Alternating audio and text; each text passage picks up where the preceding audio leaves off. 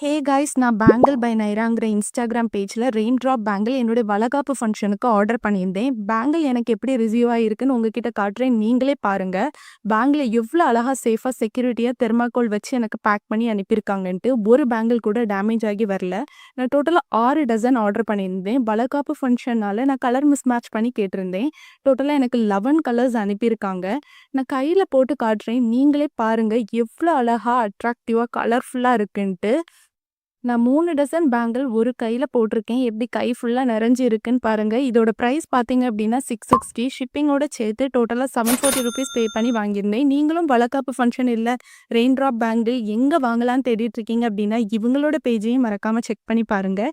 இதே மாதிரி product review தெரிஞ்சுக்க என்னுடைய சேனலை சப்ஸ்கிரைப் பண்ணி சப்போர்ட் பண்ணுங்கள்.